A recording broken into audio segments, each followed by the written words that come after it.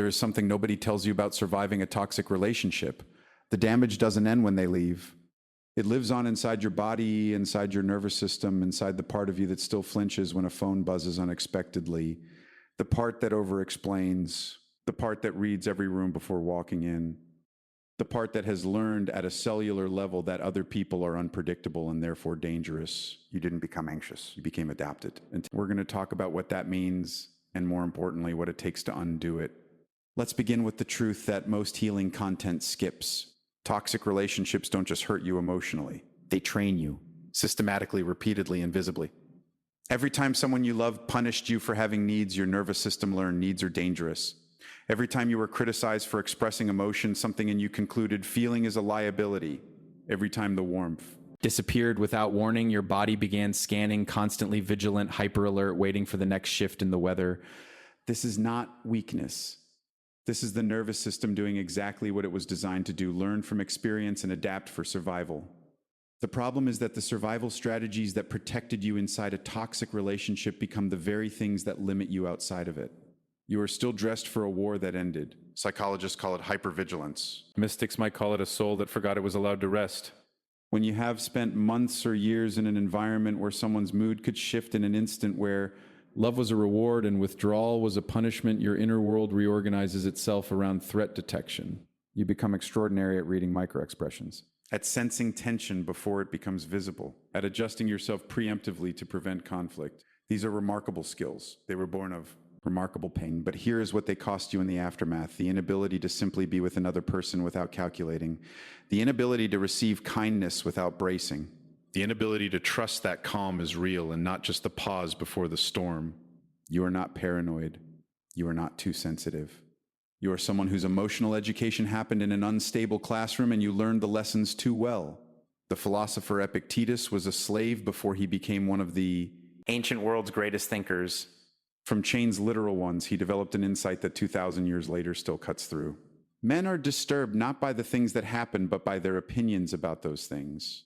What he was pointing to was this: the suffering that follows a toxic relationship is not only about what was done to you. It is about the story the experience wrote inside you, about yourself, about love, about what you deserve, about whether the world is safe. Those stories, invisible, unexamined, are running your life right now.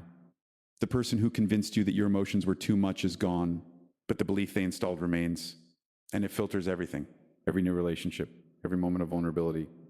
Every time someone offers you something real and part of you whispers, don't trust it. Healing is not just leaving. Healing is rewriting. Here is a story you might recognize. She had always been the calm one, the peacekeeper, the one who could sense an argument forming before anyone else knew it had begun. In her relationship, that skill became a full-time job.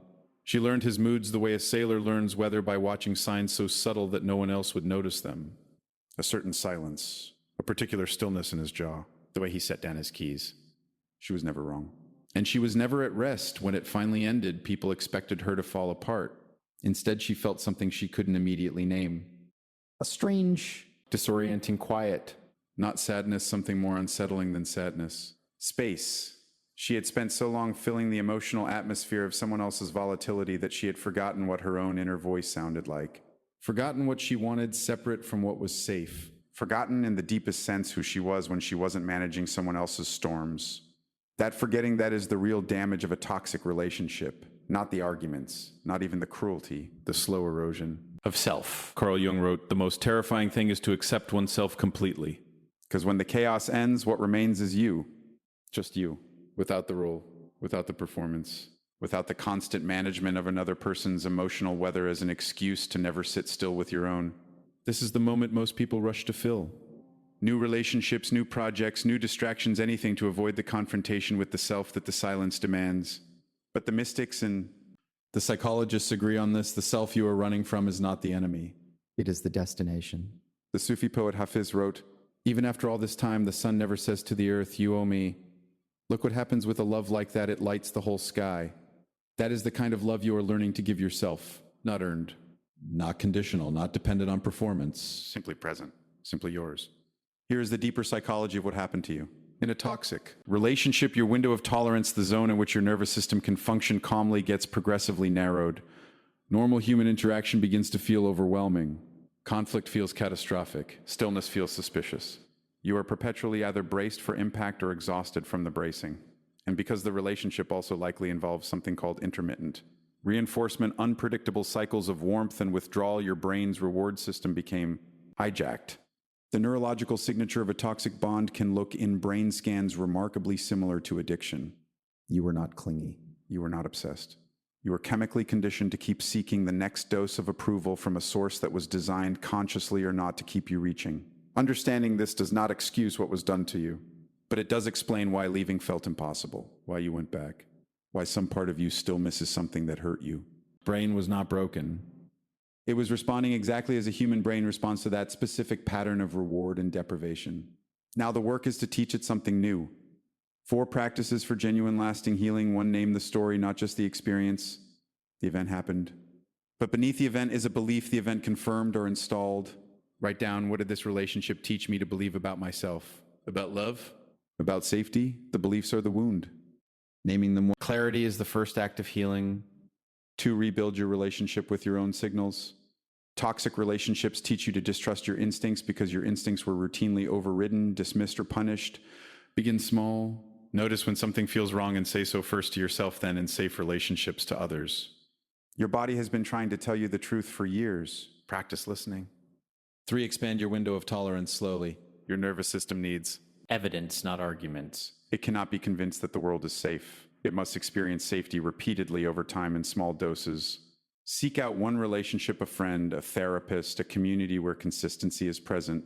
Show up there regularly. Let the nervous system gather new data.